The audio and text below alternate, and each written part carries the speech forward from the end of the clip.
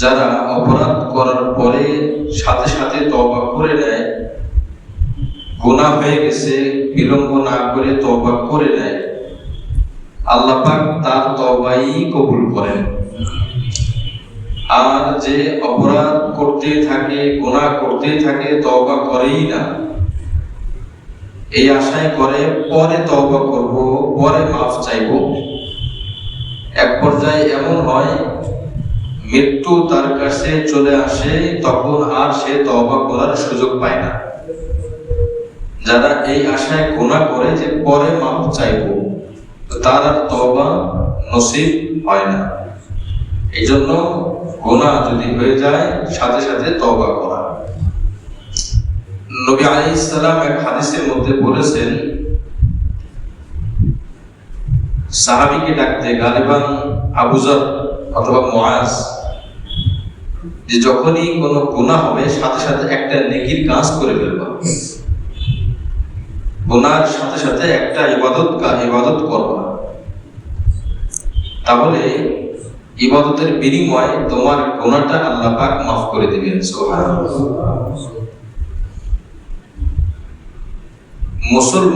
কোন মুসলমান জেনে বুঝে গুনাহ করতে পারে না, ভুলে শয়তানের ধোঁকায় পড়ে, সঙ্গ দোষে, বিভিন্ন লোভে পড়ে, বিভিন্ন কারণে অকারণে সে গুনাহ করে ফেলে। যখনই গুনাহ করলো তো সাথে সাথে আবার ফিরে আসবে আর আল্লাহর কাছে মাফ চাবে। আর আল্লাহ পাক এমন খাঁটি দিলে তওবা করেনেওয়ালা ব্যক্তি, আল্লাহ পাক এই ব্যক্তিকে সব থেকে বেশি পছন্দ করেন ও ভালোবাসেন। সুবহানাল্লাহ।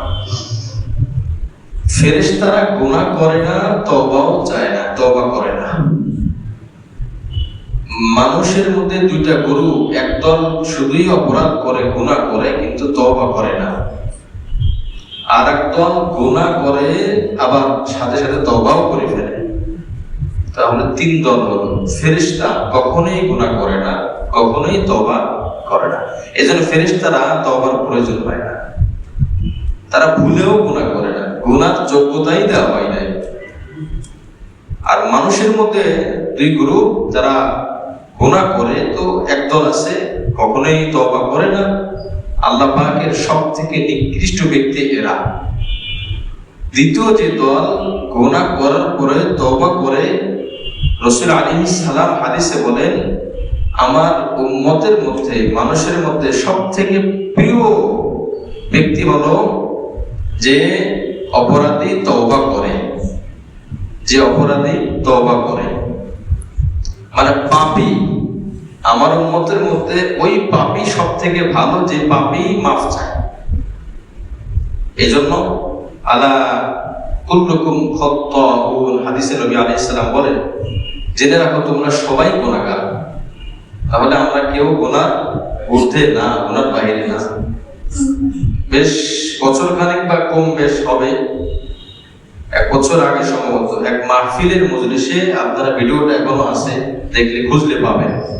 এক ভদ্রলোক, বয়স্ক ৬০-৭০-এর উপরে হবে বয়স, উনি বলতেছেন যে আমি আল্লাহর কাছে মাফ চাই না। নাউজুবিল্লাহ বলি, আমি আল্লাহর কাছে কখনো মাফ চাই না। কেন? আমি তো গুনাহ করি না, আমার তো গুনাহ হয় না, তাই আমি মাফ চাইবো কেন? এই কথাটা রাসূল আলাইহিস সালামের কথাটার সম্পূর্ণ সাংঘর্ষিক। নবী আলাইহিস সালাম বললেন তোমরা সব মানুষ গুনাহগার, আর উনি বললেন আমি গুনাহ করি না। তাহলে দুইটা স্রোত আছে ওনার এই কথাটা ধরার। একটা হলো হয়তো উনি ফেরেশতা, আর না হয় উনি গরু ছাগল। গরু ছাগলের কোনো গুনাহ হয় না, বোঝে না। আর ফেরেশতা কোনো গুনাহ শিক্ষাই তার নাই। গরু ছাগল গুনার কাজ করলেও গুনাহ লেখা হয় না, আর ফেরেশতারা গুনার কাজই করে না। একটা গরু আর একটা গরুর গোতা মারছে, এটা তো খারাপ কাজ, এটা তো অপরাধ, কিন্তু তার গুনাহ হবে না। এই বুঝ তাকে আল্লাহ পাক দেয় নাই। আর ফেরেশতা একজন আরেকজনকে কখনো কষ্ট দেয়ই না। এখন ওই ভদ্রলোক মাহফিলের মধ্যে অনেক ওলামায়ে কেরাম বসা, আবার নিচে অনেক দিনদার শ্রোতারাও বসা, বলতেছে আমি মাফ চাই না, বুকে থাকা আমি মাফ চাই না, আমি কেন মাফ চাবো, আমার কোনো গুনাহ হয় না। এই পাগল ওই স্টেজে কিভাবে জায়গা পাইলো আর মাইক পাইলো এটা আল্লাহই ভালো জানে। পাগল ছাড়া তার কিছু বলার নাই, এটা পাগল। আমাদের নবীজির কোনো গুনাহ ছিল বলেন? কিন্তু নবীজি প্রতিদিন কয়বার মাফ চাইছেন? এক রিওয়ায়াতে 70 আর এক রিওয়ায়াতে 100। তাহলে নাউজুবিল্লাহ, ওনার এই কথা ধরলে মনে হচ্ছে উনি নবীর থেকেও উপরে। নাউজুবিল্লাহ, নবী আলাইহিস সালাম মাফ চেয়েছেন 100 বার, নবীর কোনো গুনাহ নাই। আল্লাহ পাক বলেছেন আপনার কোনো গুনাহ নাই, আপনি গুনাহ করেন না। উনি কইছে আমি কোনো মাফ, আমি আল্লাহর কাছে মাফ চাই। কেন আমি মাফ চাইবো, কেন আমি ক্ষমা চাইবো? তার মাথা এতটাই খারাপ, ওখানে শয়তানও পেশাব করে না।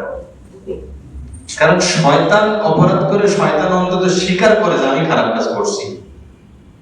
এই ব্যাপক বোকা এই অপরাধ করার পর অনুভূতি নাই যে আমি যে অপরাধ করছি আমি মাপ চাইবো কেন। এই জন্য আমরা বলি হয়তো তুমি ফেরেশতা, আর এটা তো সম্ভব না, ফেরেশতারা তো দেখা যায় না, না হয় তুমি মানব রূপে গরু, না হয় তুমি মানব রূপে ছাগল। যেমন আবু জাহেল, সেও তো মানুষ ছিল। আমাদের নবীজি, আমাদের নবী আলাইহিস সালাম, আবু জাহেল, তার সবাই তো মানুষ, দৈহিক গঠনে অবয়বে। আবু জাহেল খুব সুন্দর ছিল, তার মুখে দাড়িও ছিল, খুব সুন্দর ছিল, কিন্তু ভিতরে মানবতার রূপটা মুসলমান বানাইতে পারে না। এই জন্য আমার ভাই, 3 প্রকার মানুষ। এক, অপরাধ করে সাথে সাথে মাপ চায়, আল্লাহর কাছে প্রিয়, রাসূল আলাইহিস সালামের কাছে প্রিয়। 2 নাম্বার, অপরাধ করতেই থাকে, মাফই চায় না, মাফই চায়। এই জন্য যদি কেউ নামাজ নাও পড়ে, ওই অপরাধ করে বসে থাকে, বলবে ভাই তুমি মাফ চাও আল্লাহর কাছে, মাফ চাও। মাফের দাওয়াত দেওয়া থাকে, ক্ষমার দাওয়াত দেওয়া থাকে, মাফ চাও বারবার বলতে বলতে তার ভিতরে এই অনুশোচনা তৈরি হবে। 2 নাম্বার, অপরাধ করে মাফ চায় না, তো ওর অবস্থা কি? ও আর তওবা নসিব হয় না। আর 3 নম্বর, যারা কাফের অবস্থায় মৃত্যুবরণ করে। এই 3 শ্রেণী আল্লাহ পাক বলেছেন। দ্বিতীয় শ্রেণী গুনাহ করছে, মাফ চাই না। তৃতীয় শ্রেণী কাফের অবস্থায় মারা গেছে, এরা কোথায় যাবে? জাহান্নামে চলে যাবে। আল্লাহ পাক আমাদের সকলকে প্রথম শ্রেণীর কাতারে, প্রথম শ্রেণীর বান্দাদের মধ্যে আমাদেরকে শামিল করেন। তো আজকে 19 নম্বর আয়াত, এই 2টা আয়াত যে বললাম পিছনে, এটা 17 আর 18। আল্লাহ পাক বলেন, ইয়া আইয়ুহাল্লাযীনা আমানু লা ইয়াহিল্লু লাকুম আন তারিথুন নিসা কারহা। জাহেলি যুগের কিছু কথা এখানে আল্লাহ পাক উল্লেখ করতেছেন। এই কথাটা বুঝলে অনুবাদটা বোঝা সহজ। জাহেলি যুগে যদি কোনো স্বামী, কোন পুরুষ কোন মহিলাকে বিবাহ করার পরে ওই নারীর মালিকও এই স্বামী হয়ে যেত। মালিক মানে হলো এই স্বামী, যত সম্পদ আছে সম্পদের মালিক যেমন স্বামী, এই স্বামী মারা গেলে, এই পুরুষ মারা গেলে তার সম্পদ যেভাবে অন্যান্য ওয়ারিসরা, মানে মাইয়েতের ছেলে মেয়ে, মাইয়েতের ভাই বা বাবা মা, এরা যেমন সম্পদ নিয়ে নেয়, তো স্ত্রীদেরকেও এরকম সম্পদ মনে করা হতো, মহিলাদেরকেও সম্পদ মনে করা হতো, তাদেরকেও কন্ট্রোল করে নিত। এটা কয়েকটা আকৃতি, কয়েকটা সূরত এখানে বলা হয়েছে তাফসীরের মধ্যে, যে কোন স্ত্রী, সে শুধু স্ত্রী না, সে স্বামীর সম্পদও বটে। তো কোন স্বামী যখন মারা যায়, তখন তার সম্পদ তার ছেলে মেয়েরা যেভাবে নেয়, তার ভাই বোনেরা যেভাবে নেয়, এই স্ত্রীকেও ওইভাবে তারা গ্রহণ করতো। কিভাবে গ্রহণ করতো? 1 নম্বর, এই মহিলাকে তারা আটকে রাখতো, অন্য কোথাও যেতে দিত না। ইদ্যত পালনের সময় শেষ হয়ে গেল, তারা অন্য কোথাও যেতে দিত না। কেন? এই মহিলার কাছে নিজস্ব সম্পত্তি আছে, বাবার বাড়ির পাওয়া সম্পত্তি আছে, স্বামীর দেওয়া সম্পত্তি আছে, এগুলা নেওয়ার জন্য এক পর্যায়ে দাসী বানিয়ে রাখতো, অন্যত্র বিবাহ দিত না। যদিও দিত, যদিও বিবাহ দেয়, তো বিবাহ দেওয়ার ক্ষেত্রে যার কাছে বিবাহ দেয় তার কাছ থেকে কিছু বিনিময় নিয়ে এই ওয়ারিসরা এই মহিলার বাবদ কিছু বিনিময়, কিছু অর্থ উপঢৌকন গ্রহণ করে। একটা পণ্যের মতো বানিয়ে রেখেছিল মহিলাদেরকে। আল্লাহ পাক সেই কথাই বললেন, তাদের যদি কোনো দোষ না থাকে এরকম কাজ তোমরা করতে পারো, তাদেরকে আটকে রাখতে পারো না, জোরপূর্বক তাদের ওয়ারিস তোমরা হতে পারো না। একটা মানুষ সে সম্পদ হয় কিভাবে? টাকা পয়সা একটা সম্পদ, পণ্য, জায়গা জমি পণ্য, মানুষ আবার পণ্য হয় কিভাবে? জোর করে তোমরা এই কাজ করো না। আর আল্লাহ পাক রব্বুল আলামিন বান্দাদেরকে এই সমস্ত নোংরা খারাপ কাজ থেকে বেঁচে থাকার জন্য এই আয়াত নাযিল করেন। ইয়া আইয়ুহাল্লাযীনা আমানু, হে ঈমানদাররা, লা ইয়াহিল্লু লাকুম আন তারিথুন নিসা কারহা, তোমরা জোরপূর্বক কোন মহিলা ওয়ারিস হইও না। কোন পুরুষ, কোন মহিলা মানে কোন মানুষকে পণ্য বানিয়ে তার ওয়ারিস হইও না। ওয়ালা তা'দুলুহুন্না লিতাযহাবু বিবা'দি মা আতাইতুমুহুন্না ইল্লা আন ইয়াতিনা বিফাহিশাতিন মুবায়্যিনা, আর মহিলাদেরকে আটকেও রেখো না। উদ্দেশ্য কি? যে আটকে রাখলে তার থেকে কিছু সম্পদ, সে তার হাতে যে সম্পদ আছে সে সম্পদ যদি সব আমরা ওয়ারিস যারা আছে আমাদেরকে দিয়ে দেয়, তাহলে এই মহিলাকে আমরা ছেড়ে দিব, নাহলে এই স্বামীর বাড়িতে আজীবন পস্তাইতে হবে, এখানে থাকতে হবে। অথবা অন্য জায়গায় বিবাহ বসবে, ওই পুরুষ যে টাকা পয়সা দেবে, মহর টহর, এগুলো সব এই ওয়ারিসে নেবে, এই মহিলার কোনো অংশই নেই। আল্লাহ পাক সে কথা বললেন, বিবাদি মা আতাইতুমুহুন্না ইল্লা আন ইয়াতিনা বিফাহিশাতিন মুবায়্যিনা, তবে যদি কোনো অপরাধ করে, কোন অশ্লীল কাজ, চরিত্রহীন কোন নারী হয়ে যায়, সেটা ভিন্ন কথা। ওয়াশিরুহুন্না বিল মা'রুফ, মহিলাদের সাথে ভালো আচরণ করো, সুন্দর আচরণ করো, স্ত্রীদের সাথে ন্যায়সঙ্গত আচরণ করো। স্ত্রীও সে মানুষ, স্বামী যেমন মানুষ, স্ত্রীও মানুষ। এজন্য হাদিসের মধ্যে স্বামীর হকও এসেছে, স্ত্রীর হকও আল্লাহ পাক বর্ণনা করেছে। স্ত্রী সে দাসী না, সে সম্পদ না, সে পণ্য না। আল্লাহ পাক তাকেও মানব হিসাবে একটা সম্মান দিয়েছে, এই জন্য তাদের সাথে ভালো আচরণ করো। নবী আলাইহিস সালাম বলেছেন, যে ঘরের স্ত্রী তার স্বামীর ব্যাপারে বলবে যে আমার স্বামী ভালো, আমার স্বামী চরিত্রবান, একটা স্ত্রী বলতে পারে তার স্বামী কয় নম্বর চরিত্রবান। একজন স্ত্রী বলতে পারে এই স্বামীটা কত ভালো, আর একজন স্বামী তার স্ত্রী কর্তৃক চরিত্রের সার্টিফিকেট পাওয়া সব থেকে বড় সার্টিফিকেট। তার কারণ প্রত্যেক ছাত্র তার শিক্ষকের কাছে ফেরেশতা, শিক্ষকের সামনে কোনো দুষ্টামি করে না ফেরেশতা। প্রত্যেকটা ছেলে মেয়ে বাপ মার সামনে ফেরেশতা হয়ে থাকে।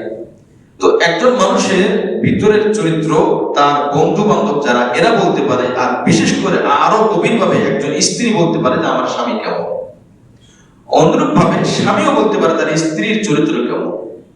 এই জন্য নবী আলাইহিস সালাম বলেছেন, কোন মহিলা সহজে তার স্বামীর প্রশংসা করে না। যদি প্রশংসা করে ভাববা আসলে সেই পুরুষটা ভালো। এই জন্য নবী বলছেন যে তোমাদের মধ্যে উত্তম ওই ব্যক্তি যে তার স্ত্রীর কাছে উত্তম। আর আমি নবীও উত্তম। কেন? আমি নবী, আমি মুহাম্মদ, আমার স্ত্রীর কাছে আমি উত্তম, সেহেতু আমি নবী উত্তম। সুবহানাল্লাহ। একজন মহিলা, ঘটনাটা বোঝার জন্য বলা হয়, সত্য হতে পারে, কাল্পনিকও হতে পারে, বোঝার জন্য বলা। বলতেছে তার স্বামীর প্রশংসা করে, স্বামী এসে অনেক গুণগান গায় মানুষের, বলে হ্যাঁ অমুকের স্বামী এটা দিছে সেটা দিছে, অমুকের স্বামী এত ভালো। পরে বলছে যে আজকে তুমি কি তোমার বাসার সামনে দিয়ে কাউকে জায়নামাজের উপর বসে উঠতে দেখছো? স্বামী বলতেছে স্ত্রী বলছে হ্যাঁ দেখছি তো, খুব ভালো মানুষ, খুব বুজুর্গ মানুষ, খুব দিনদার মানুষ, না হলে জায়নামাজের উপর বসে এরকম উঠতে পারে? এত ভালো মানুষ আমি জীবনে দেখিনি। ঘটনাক্রমে স্বামী বলতেছে ওই ভালো মানুষটা, ওই জায়নামাজের ব্যক্তিরা আমিই ছিলাম তোমার স্বামী। তো স্ত্রী বলতেছে ও আচ্ছা আচ্ছা, এই জন্য জায়নামাজের এক কোনা একটু ভাসতে হচ্ছিল, একটু তাকানো ছিল, জায়নামাজের কোনা একটু ভাসতে হচ্ছিল, একটু হেলে দুলে চলতেছিল। একটু আগে প্রশংসা করছে, কিন্তু যখন প্রশংসা স্বামীর উপর চলে গেছে তখন আর প্রশংসা নাই। সহজে কোনো স্ত্রী তার স্বামীর প্রশংসা করতে পারে না। স্বামী বিশ্বাস, ঘরের মধ্যে বিশ্বাসগিরি চলে না। স্বামী অনেক বড় দানবীর, ঘরের মধ্যে স্ত্রীর কাছে অত দানবীর কি? আর দানবীর নিজের সুবিধার জন্য দেয়, বিভিন্ন ধরনের মন্তব্য করে। যাই হোক, স্ত্রীদের খুশি রাখা অনেক কঠিন, অনেক কঠিন। তো আল্লাহ পাক রব্বুল আলামিন বলেন তাদের সাথে ভালো ব্যবহার করো। প্রত্যেকটা মানুষের ভিতরে ভালো খারাপ উভয় দোষ এবং গুণ দুটোই থাকে। এরপর আল্লাহ পাক বলেন, কোন মহিলাকে যদি ভালো না লাগে তাহলে তোমরা তো ছেড়ে দাও। তা আল্লাহ পাক কি বলেন, ফাইন কারিহতুমুহুন্না ফাআসা আন তাকরাহু শাইআন ওয়া ইয়াজআলুল্লাহু ফীহি খায়রান কাসীরা। তাদের কোন বিষয় যদি অপছন্দ তোমাদের হয়, হতে পারে তাদের মাঝে এমন কোন বিষয় আছে যে বিষয় তোমার কাছে অপছন্দ, কিন্তু আল্লাহ পাক ওই অপছন্দের মধ্যে ভালো কিছু রেখেছেন। প্রত্যেক খারাপের মধ্যে ভালো কিছু জিনিস থাকতে পারে, আবার ভালোর মধ্যে খারাপ কিছু থাকতে পারে। এজন্য বাহ্যিক দেখে বিচার করা যায় না, একতরফা দেখে বিচার করা যায় না, একদিনের একটা কথা শুনে বিচার করা যায় না, একদিনের এক মজলিস এক বৈঠক থেকে একটা মানুষকে বিচার করা যায় না। এটা মানুষকে চিন্তা 10 বছরও লাগতে পারে। আপনি 10 মিনিটে কিভাবে বলবেন এই মানুষটা অনেক ভালো? একটা মানুষকে দেখলে খুব দিনদার মনে হয়, আপনি কিভাবে বুঝবেন যে এই মানুষটা মুসলমান নাকি অন্য ধর্মের? গালবান চিটাগাংয়ের একজন ব্যক্তি 10 থেকে 12 বছর ইমামতি করেছে, এরপরে চলে গেছে মেহরাবের উপরে চিঠি রেখে গেছে। চিঠির মধ্যে লেখা আছে, আমি অমুক, আসলে আমি মূলত মুসলিম না, আমি মূলত খ্রিস্টান। আপনাদের মসজিদে 13 বছর ইমামতি করেছি, বিভিন্ন দাওয়াতি কাজ, বিভিন্ন কাজে এসেছিলাম, উদ্দেশ্য নিয়ে এসেছিলাম। তো এই 13 বছর আপনারা যারা আমার পিছনে নামাজ পড়েছেন, তারা আপনারা নামাজ দুপুরায় নিয়ে নেন। 13 বছরের নামাজ দুপুরাইতে বলছে। 13 বছর ইমাম সাহেবকে চিনতে পারছে? মানুষকে এত সহজে চেনা যায় না। এই জন্য মানুষকে আপনি সাথে সাথে সিদ্ধান্ত দিতে পারবেন না যে হ্যাঁ উনি ভালো, উনি যে দল করে দলটা অনেক ভালো, উনি যে ফিরকার সাথে জড়িত ফিরকাটা অনেক ভালো, উনি যে পরিবার ওই পরিবারটা অনেক ভালো। আচ্ছা, পরিবার ভালো হতে পারে, উনি তো খারাপ, এটাও তো হতে পারে। পরিবার খারাপ হতে পারে, উনি ভালো। অনেক সময় পরিবার থেকে ব্যক্তি বিচার করা হয়, পরিবার খারাপ তো মনে হয় এও খারাপ, এটা সম্পূর্ণ ভুল। আবার অনেক সময় পরিবার ভালো তার মানে এও ভালো না, সে খারাপ হতে পারে। নূহ আলাইহিস সালামের ছেলে নূহ আলাইহিস সালামের পরিবারের অন্তর্ভুক্ত, নবী পরিবারের অন্তর্ভুক্ত, কিন্তু ছেলে কিনান সে কি মুসলমান হতে পেরেছে? নবী তো দূরের কথা, মুসলমানই না, কাফের। তো পরিবার তো ভালো। অপরদিকে আজর, ইব্রাহিম আলাইহিস সালামের বাবা, সে কাফের হতে পারে, কাফের বাবা মা, কিন্তু তার এই ঘরে যে সন্তান জন্ম নিয়েছে, মুসলিম জাতির পিতা হযরত ইব্রাহিম আলাইহিস সালাম, সুবহানাল্লাহ। আল্লাহ পাক কত মর্যাদাপূর্ণ নবী। হতে পারে স্বামী নবী কিন্তু স্ত্রী কাফের। হযরত লূত আলাইহিস সালামের স্ত্রী কাফের ছিল। আপনি এখন স্ত্রীকে দেখে পুরুষের বিচার করতে পারেন না, স্বামীকে দেখে স্ত্রী বিচার করতে পারেন না। হতে পারে একজন মহিলা পাক্কা দিনদার, কিন্তু তার স্বামী কঠোর কাফের, আসিয়া, যার স্বামী ফিরাউন। এই জন্য আমার ভাই, আমরা হুট করে সিদ্ধান্ত নিয়ে নিই, আমরা হুট করে একটা কিছু বলে ফেলি। আমার হুজুরের একটা বক্তব্য শুনলাম, না এটা তো খারাপ, আপনার তো যাচাই বাছাই করা উচিত ছিল। আপনি মন্তব্য করার আগে, কারণ খারাপ মন্তব্যের হিসাব আল্লাহ পাক নেবেন। আমি শেয়ার করার আগে, আমি পোস্ট করার আগে, আমি লাইক দেওয়ার আগে, আমি একটু ছড়িয়ে দেওয়ার আগে আমার তো হিসাব করা দরকার ছিল। এই জন্য আমার ভাই, আমরা অনেক কিছু যেটা দেখি সেটা হয় না, যেটা দেখি না সেটা হয়, যেটা দেখি তার বিপরীতটা হয়। লাইভে যখন কেউ মোবাইল লাইভে যখন ভিডিও করে, তখন দেখবে ডান হাত বাম হাত মনে হয়, বাম হাত ডান হাত মনে হয়।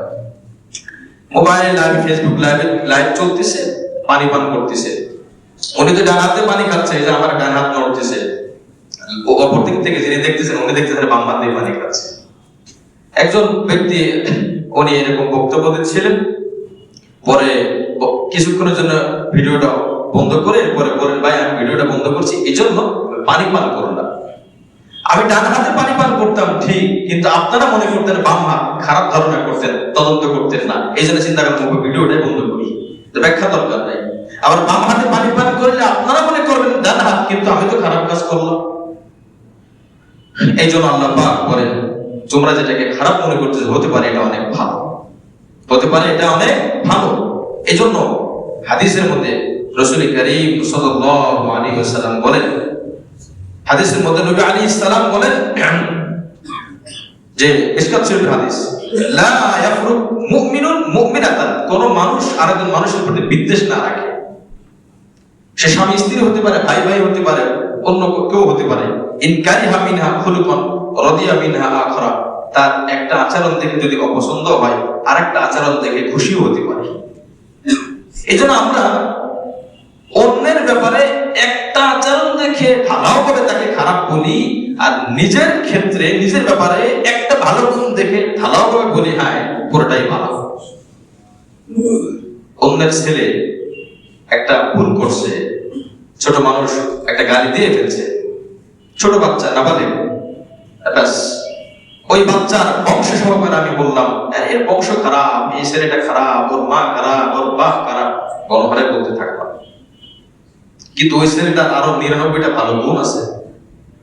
ঠিক আমার ছেলে যদি, ওই ছেলেটা তো ভুলে একটা গালি দিয়ে ফেলছে, আমার ছেলেটা একটা না 10টা 20টা গালি দিয়ে যাচ্ছে, আমি বলি যে ছোট মানুষ বড় হলে ঠিক হয়ে যাবে। কি বল কথা ঠিক কিনা? এই বেইনসাফি কেন ভাই? অন্যের ক্ষেত্রে সে একটা গালি দিল, সে রাস্তার একটা জিনিস টোকাইয়া পকেটে ভরলো, এটাকে আমি তাকে চোর সাব্যস্ত করলাম। খারাপ কাজ তো খারাপ কাজ, ঠিক আছে, কিন্তু আমার ছেলে যখন অন্যের পকেট থেকে টাকা চুরি করলো, এটা ছোট মানুষ করতেই পারে, তাকে আমি টাকা দিয়ে দেবো, এটাকে কোনো দোষী মনে হয় না? এমন হয় কি হয় না বলে? ভাই স্বাভাবিক। এই জন্য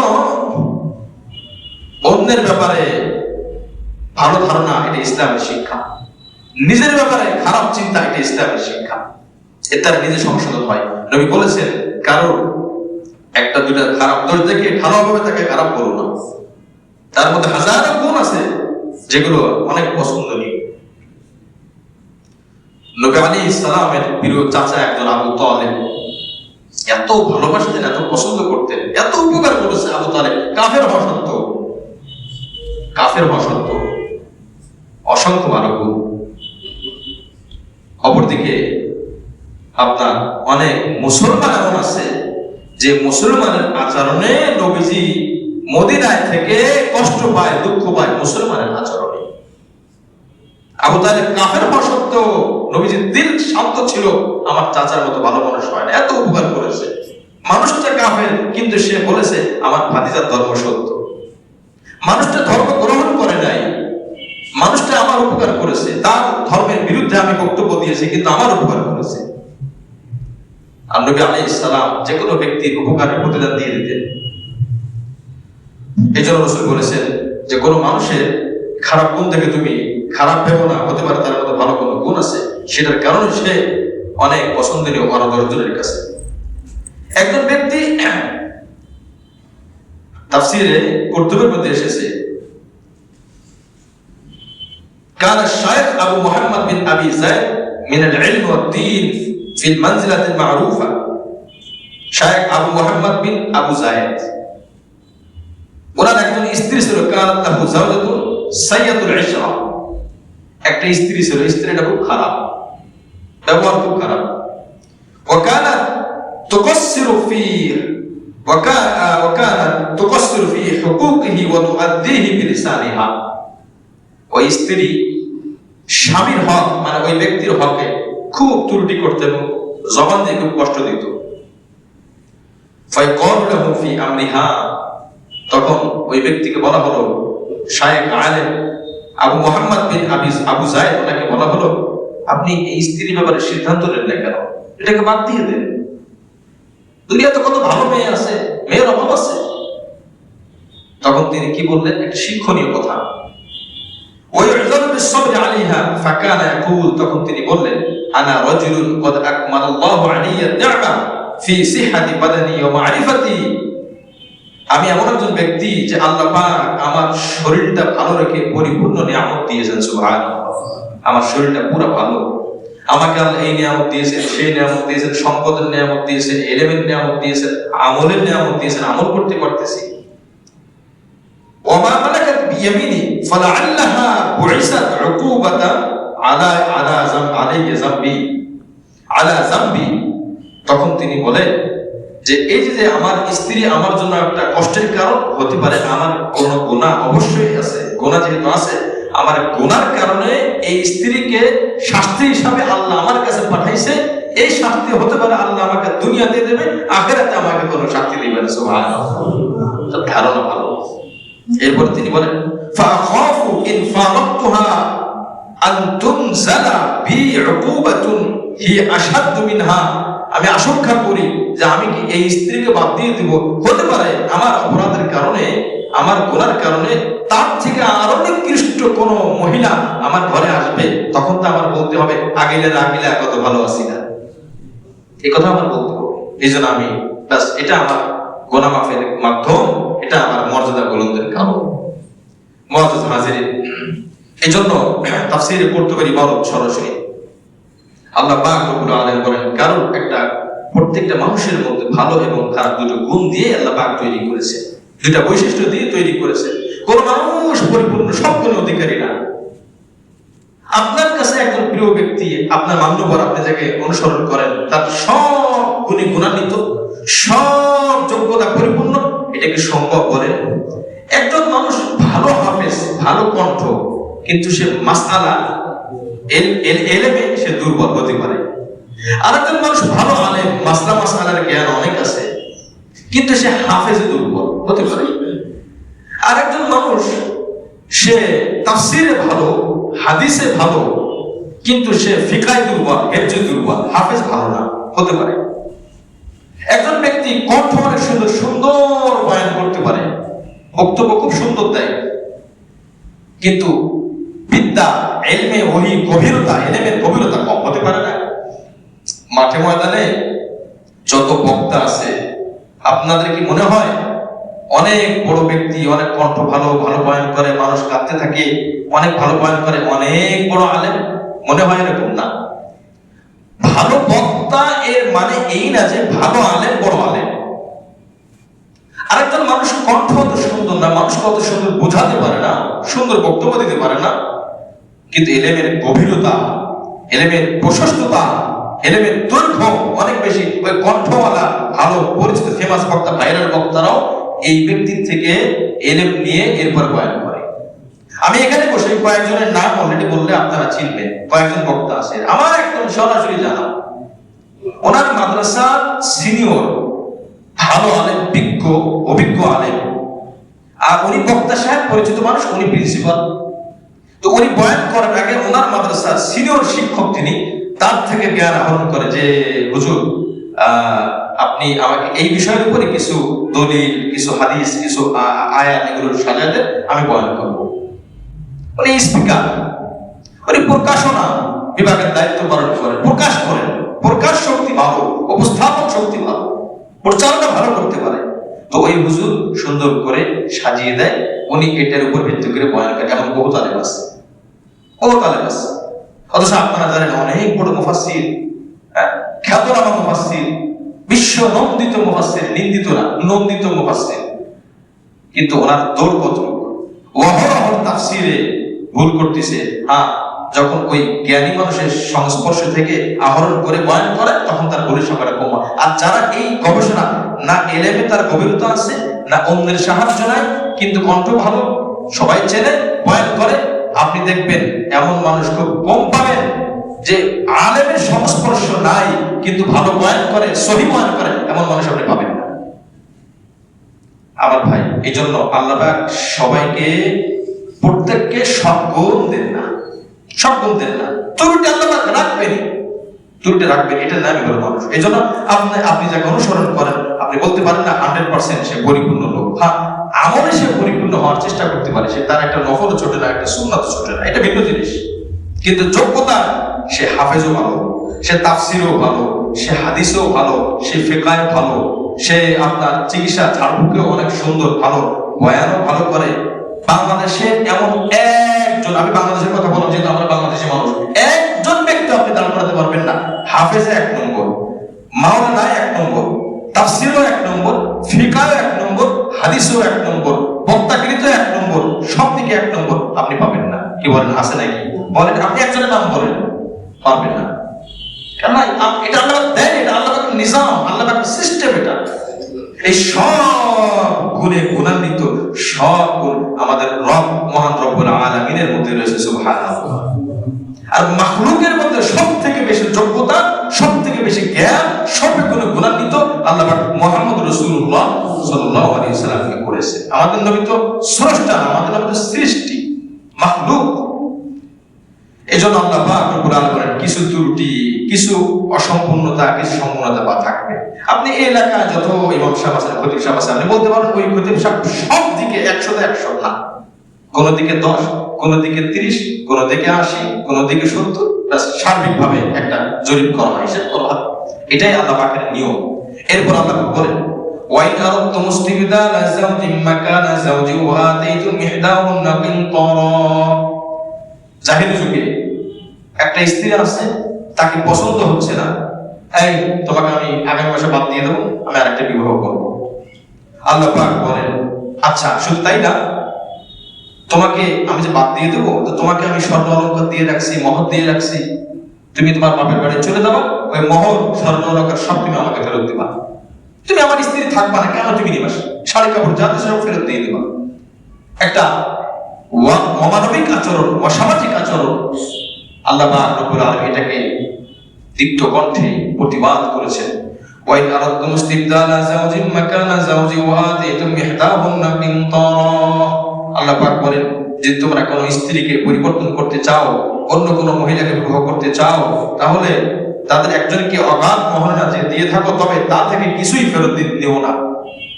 তোমরা যে মহারণা দিয়েছো, যে স্ত্রীকে বাদ দেবা, তাকে যে মহারণা দিয়েছো, টাকা পয়সা দিয়েছো, এগুলো তোমরা নিও না। ফালা তাখুযু মিনহু শাইআ আতাখুযুনাহু বুহতানান ওয়া ইসমান মুবিনা। আল্লাহ পাক বলেন কিছু ফেরত নেবা না।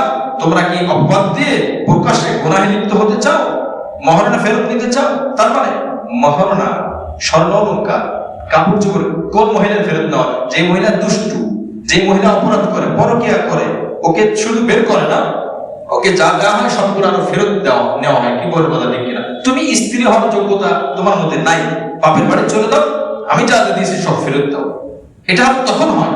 কিন্তু যে মহিলার দোষ নাই, আমার এখন মোবাইল একটা আছে, আমি মডেল চেঞ্জ করব, আমার সাইকেলের মডেল চেঞ্জ করব, আমার চশমার মডেল চেঞ্জ করব, এই জন্য তুমি এটা তো বললো না, আর তুমি তার থেকে সবকিছু ফেরত নেবা, এটা তুমি করতে পারবে না। তুমি অন্য জায়গায় বিবাহ করতেই পারো, তোমার ইচ্ছা, তবে ন্যায় সঙ্গত ভাবে তার সাথে আচরণ করবা, তুমি তার থেকে ফেরত দিতে পারবে না, কারণ তার তো কোনো দোষ নাই। যদি ফেরত চাও, এর দ্বারা ইঙ্গিত করে এই মহিলা খারাপ, এই মহিলা অপবাদের শিকার হয়। আর আল্লাহ পাক বলেন তুমি চাইলে অপবাদের শিকার হয়, তাই তুমি চাইতে পারবে না, তাকে তুমি এমনি সুন্দরভাবে ন্যায়সঙ্গতভাবে তাকে বিদায় দিতে পারবে। এটা জাহিলি যুগের কথা। এরপরে 21 নম্বর আয়াত আল্লাহ পাক বলেন وكيف تأخذونه وقد أفضى بعضكم إلى بعض وأخذن منكم ميثاقا غليظا। আল্লাহ পাক বলেন আর কি করেই বা তোমরা তা ফেরত দিতে পারো যখন তোমরা একে অন্যের বড় ঘনিষ্ঠ হয়ে গিয়েছিলে এবং তারা তোমাদের থেকে কঠিন প্রতিশ্রুতি গ্রহণ করেছিল। আল্লাহ পাক রব্বুল আলামিন বলেন তোমরা তো একে একজনের সাথে খুব ঘনিষ্ঠ একটা সম্পর্ক ছিল, কিভাবে তোমরা হুট করে এরকম একটা আচরণ, এরকম একটা সিদ্ধান্ত তোমরা নাও, এটা তোমাদের পক্ষে কখনোই সম্ভব না। মিসাক গলিজা, একটা কঠিন একটা প্রতিশ্রুতি, একটা ওয়াদা ছিল, আজীবন সঙ্গী, সে আমার স্ত্রী, আমি তার স্বামী, তার মানে হলো আজীবনের একটা সম্পর্ক, মৃত্যু পর্যন্ত এই সম্পর্ক। এটা তো একটা কঠিন প্রতিশ্রুতি, হুট করে তুমি বাদ দিয়ে দিবা, এটা তো কোনো পণ্য না, এটা তো কোনো বাড়ি না। আমার মন চাচ্ছে না এই বাড়ি বিক্রি করে আরেক বাড়ি নিলাম, মনে চাচ্ছে না এই গাড়ি বিক্রি করে আরেকটা নিলাম, এ করতেই পারি, কিন্তু মানুষের ক্ষেত্রে এরকম করা অসম্ভব। এই আয়াতগুলো, এই বিধানগুলো কে জানাচ্ছেন? আল্লাহ পাক। সর্বশেষ ولا تنكحوا ما نكح آباؤكم من النساء إلا ما قد سلف إنه كان فاحشة ومقتا وساء سبيلا। প্রথম আয়াতে আপনাদের যদি মনে থাকে বলেছিলাম স্ত্রীদেরকে পণ্য মনে করে ওয়ারিসদের মাঝে বন্টন করা হতো। তার মধ্যে একটা হলো যদি কোনো স্বামী মারা যায়, স্বামীর যে স্ত্রী আছে এই স্ত্রীকে তারা শুধু রেখে দিত না, যে ইচ্ছে সে বিবাহ করতো। অর্থাৎ এই স্বামীর অন্য স্ত্রীর কোন ছেলে সে ওয়ারিস হিসাবে চাইতো, বলতো যে আমি আমার বাবার এই স্ত্রীকে, মানে তার গর্ভধারিণী মা না, বাবার স্ত্রী মানে সৎ মা, আমি আমার বাবার এই স্ত্রী মানে সৎ মাকে বিবাহ করবো। কেন? যেহেতু সে আমার বাবার সম্পত্তি, তা বাবার সম্পত্তি সন্তানের এটা দখল করতে পারে, তা আমার বাবার সম্পত্তি যেহেতু এই মহিলা, যদিও আমার সৎ মা, আমি তাকে বিবাহ করব, এটা আমার অধিকার, এটা আমার হক। এই ধরনের প্রথা জাহিলি যুগে ছিল। জোরে করে নাউজুবিল্লাহ। সৎ মাকে বিবাহ করা যায় না, বাবা মরে গেলেও জায়েজ নেই, তালাক দিলেও জায়েজ নেই। আর এই বাবাটা মারা গেছে, তার সৎ মাকে তারা বিবাহ করতো। এই কথা আল্লাহ পাক বলতেছেন, ওয়ালা তানকিহু মা নাকাহা আবাউকুম মিনান নিসা, তোমরা বিবাহ করো না তাদেরকে যে সমস্ত মহিলাদেরকে তোমাদের বাবা বিবাহ করেছে, মানে সৎ মা যে হয়েছে, ইল্লা মা ক্বাদ সালাফ, তবে আগে যে ঘটনাগুলো ঘটেছে, আগে যারা করেছো, বিধান আসার আগে, মাসআলা জানার আগে তোমরা যে অপরাধ করেছো, আল্লাহ পাক সেগুলো মাফ করে দিবেন। এখন আমি আল্লাহ নাযিল করলাম, তোমার বাবার বিবাহিত স্ত্রী তোমার বাবা মারা যাওয়ার পরে সে তোমার সৎ মা, তোমার বাবার জীবদ্দশায় সৎ মা, এখনো সৎ মা, তাকে তুমি বিবাহ করতে পারবে না। সে তোমার জন্য মাহরাম। আপন বোনকে যেভাবে বিবাহ করা যায় না, আপন মাকে যেভাবে বিবাহ করা যায় না, সৎ মাকেও সেভাবে বিবাহ করা যাবে না, হারাম। ইন্নাহু কানা ফাহিশাতাও ওয়া মাকতা, আল্লাহ পাক রব্বুল আলামিন বলেন এটা তো অত্যন্ত অশ্লীল ও ঘৃণিত কর্ম। বাবার স্ত্রী সৎ মা অশ্লীল ও ঘৃণিত কর্ম, আর এটা একটা কুপথের আচরণ, কুপথ, এটা দ্বারা একটা খারাপ পথ প্রশস্ত হয়, খারাপ পথের দিকে মানুষ ধাবিত হয়। এ হলো 22 নম্বর আয়াত। তো আল্লাহ পাক 19 নম্বর আয়াতে বলেন মহিলাদের ওয়ারিস তোমরা জোরপূর্বক হবে না এবং তাদের সাথে খারাপ আচরণ করবে না, ভালো আচরণ করবে। আর তোমরা তাদের কোনো অপছন্দনীয় কোনো অভ্যাস থেকে তোমরা তাদের প্রতি খারাপ আচরণ করো না। হতে পারে এটা তোমার সাময়িক খারাপ, কিন্তু এটার মধ্যে আরো ভালো কিছু গুণ থাকতে পারে, এর মধ্যে অন্য কোনো কল্যাণ থাকতে পারে। 20 নম্বর আয়াতে আল্লাহ পাক বলেন অন্য কোনো মহিলা স্ত্রী হিসাবে নিতে চাইলে এই মহিলার সাথে ন্যায়সঙ্গতভাবে আচরণ করে তুমি বিদায় দিতে পারবে। 21 নম্বর আয়াতে আল্লাহ পাক বলেন কিভাবে তোমরা এরকম আচরণ করো, তাকে দেওয়া মোহর, তাকে দেওয়া সম্পদ ছিনিয়ে নাও, অথচ তার সাথে একটা আজীবন একটা প্রতিশ্রুতি ছিল। আর 22 নম্বর আয়াত আল্লাহ পাক বলেন কাকে বিবাহ করা যাবে না, যেই মহিলাকে তোমার বাবা, তোমার নানা, তোমার দাদা বিবাহ করেছে। দাদার বিবাহিত স্ত্রী সৎ দাদি, তাকেও বিয়ে করা যায় না। নানার বিবাহিত স্ত্রী সৎ নারী, তাকেও বিবাহ করা যায় না। এটা হলো মাসআলা, এটা বিধান। এই 22 নম্বর আয়াত 4 নম্বর পারার শেষ পৃষ্ঠা মাঝে আর একটি আয়াত আছে, এই একটি আয়াত হলো মানে 23 নম্বর আয়াতের মাধ্যমে 4 নম্বর পারা শেষ হবে। আল্লাহ আমাদের সকলকে শেষ করার তৌফিক দান করেন, জোরে বলে আমিন। তো আগামী সপ্তাহে ইনশাআল্লাহ আল্লাহ তৌফিক দিলে 23 নম্বর আয়াত এবং এই আয়াতের আলোচ্য বিষয়টা আমি বলে দিই, কাদের কি বিবাহ করা যাবে আর কাদের কি বিবাহ করা যাবে না এই সম্পর্কে এই আয়াত আসছে। এখন বলেন এই আয়াতের আলোকে আমাদের জানা দরকার কি দরকার না? বেশ কিছুদিন আগে ফোন আসছে যে একজন বিবাহ করছে তার ভাগ্নি মানে হলো কেমন, ভাগ্নির মেয়েকে, আপন ভাগ্নির মেয়ে, তার মানে নাতনি, সম্পর্কের নাতনি হয়।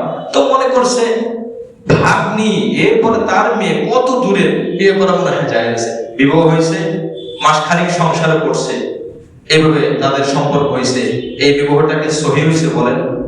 এই আয়াত পড়লে সামনের আয়াতে কথাই আসবে এই বিবাহ সহিহ হয় না, তার সাথে ঘর সংসার হয়েছে, 1 মাস সম্পর্ক হয়েছে, সম্পূর্ণ ব্যভিচারের গুনাহ হয়েছে। মাসআলা না জানায় পরে সাথে সাথে আমি তাদের বলবো যে তাড়াতাড়ি তওবা ইস্তিগফার করেন, এটা গোপন থাকলে গোপন রাখেন, এটা চরমভাবে হারাম হচ্ছে। এই সমস্ত কাজ না জানে করলো কিভাবে? বহুত জায়গায় দুধের সম্পর্কের কারণে অনেকে হারাম হয়ে যায়। আপন ভাগ্নির মেয়ে যেভাবে হারাম, আপন দুধ ভাগ্নির মেয়েও এরকম ভাবে হারাম। আপন দুধ ভাগ্নি মানে, আপন দুধ ভাগ্নির মধ্যে কি বোঝায়? আমার একজন দুধ বোন আছে, সে দুধ বোন তাহলে মানে আমি যে মহিলা দুধ পান করেছি, অর্থাৎ আমার মায়ের দুধ পান করেছে একটা অন্য মেয়ে, তাহলে ওই মেয়ে আমার কি হয়? দুধ বোন। তো এই দুধ বোনের ঘরে একটা মেয়ে হয়েছে, এই দুধ বোনের পেটে একটা মেয়ে হয়েছে, তাহলে ওই মেয়েটা আমার দুধ বোনের মেয়ে, তার মানে আমার কি হয়? ভাগ্নি। আপন ভাগ্নি যেভাবে হারাম, দুধ বোনের ভাগ্নি ওইভাবে হারাম। এখন এই দুধ বোনের ভাগ্নির মেয়ে, এই মেয়েটাও আমার জন্য হারাম, তার মানে মাহারাম, সামনে আসতে পারবে, বিবাহ করতে পারবে না। এই জন্য কোরআনের মধ্যে আমরা যে একটা কথা 14 জনের সাথে দেখা দেওয়া যায়, 14 জনকে বিবাহ করা যায় নাই, আসলে সংখ্যা এটা একটা কথার সূত্র, কিন্তু হিসাব করলে আরো সংখ্যা বেশি হয়। কথাটা এটা শেষ না, এটা একটা বিভিন্ন ব্যাখ্যা ট্যাখ্যা করে একটা হিসাব দাঁড় করানো হচ্ছে, কিন্তু এটা একদম 100% বিশুদ্ধ বা এটাই সঠিক এটা না, বিষয়টা একটু আলোচনা সাপেক্ষের বিষয়। এই জন্য আমার ভাই এই আয়াতগুলো আমরা শিক্ষা অর্জন করব। আল্লাহ আমাদের সকলকে সহিহ আমল করার তৌফিক দান করেন।